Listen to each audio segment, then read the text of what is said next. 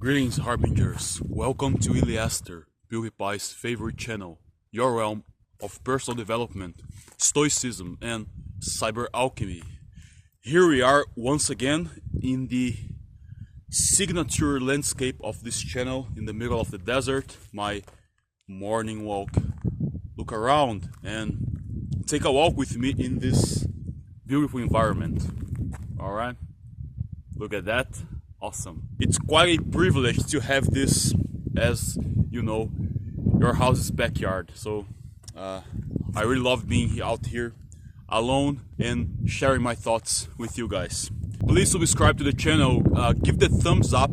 It takes half a second and it's free, and you're gonna be helping grow up this channel. Let's go to the video. Be capable of evil, but don't do it. There is no size for darkness in the depths of men's hearts. That's the title of today's video, so walk with me and let's go. What do I mean by be capable of evil but don't do it? Well, strength and darkness is a bad combination because it can turn into evil, and evil per evil must be fought against, right? Strength, therefore, is not about being harmless, but being dangerous with control. It's the concept of the warrior in the garden. It's better to be a capable fighter in peace than a weak man in chaos. Kind of comes down to that maximum. How was it? Hard times create strong men. Strong men create easy times. Easy times create weak man. Weak man creates hard time. How to break this cycle? And I think a better question would be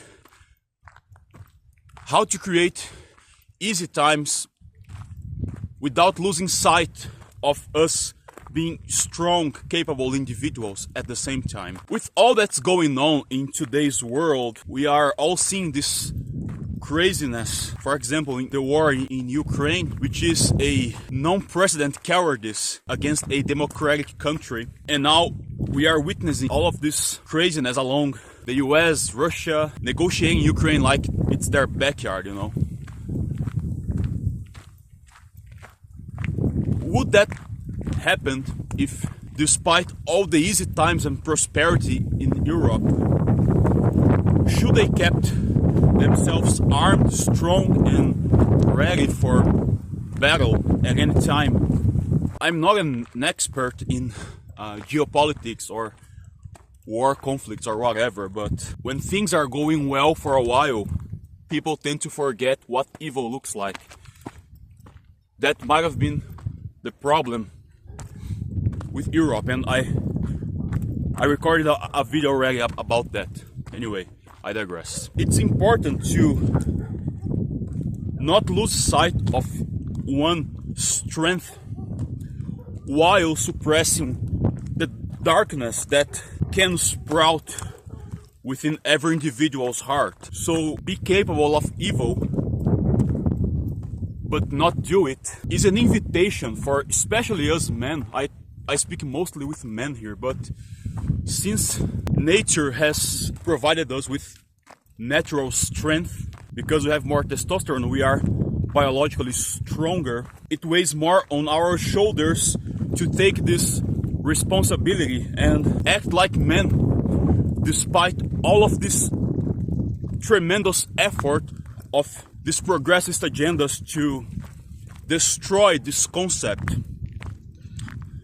Because in the end of the day, we are going to be, you know, hands off and get to work to protect the innocent. In the end of the day, a healthy society, a strong society is built with men and women of honor, of strength, of values, and able to defend themselves against the greater evil. So even suppressing one's darkness could draw a thin line to its unleashment if emotional control is not enough. Carl Jung, Swiss psychiatrist, a psychoanalyst, developed the concept of shadow, which is the unconscious part of ourselves that hides or allocates our strongest desires, fears, and instincts. He acknowledged that instead of suppressing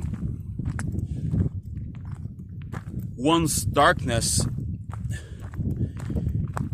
a better option would be to acknowledge it and understand it, that it's a part of a whole, and it is there to remind us to prevent ourselves from destructive behaviors. For denying these shadows, denying one's darkness is maybe the biggest demonstration of hypocrisy and evil manifested. The reason that sentence said easy times create weak men is because of the concept of purely good.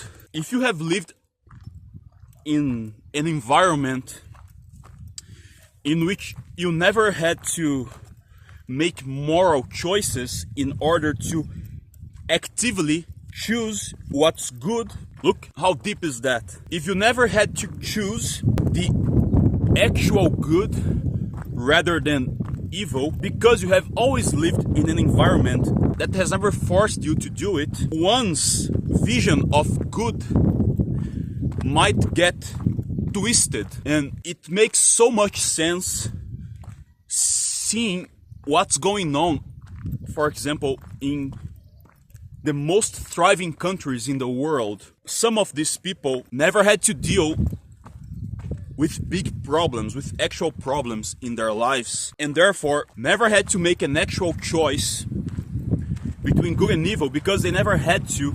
They're always lived in a favored environment, might got their judgments cloud toward good and evil. And then we see this freakness that's out there today, especially due to this agenda they're trying to shoveling down onto the West no matter what.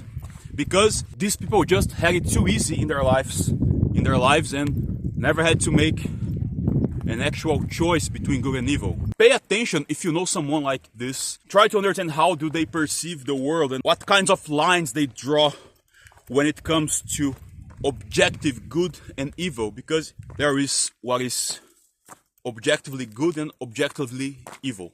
The conclusion of this video is that being capable of destruction, but choosing discipline instead, is the highest form of self-mastery. But in extreme situations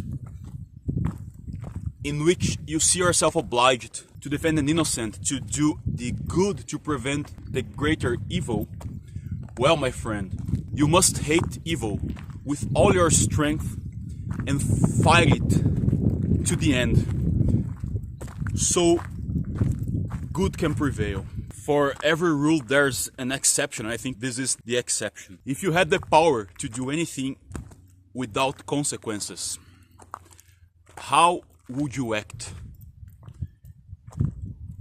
What would you turn this world into? Let me know your thoughts, and thank you so much. Subscribe to the channel. See you in the next video. El Sai Congo.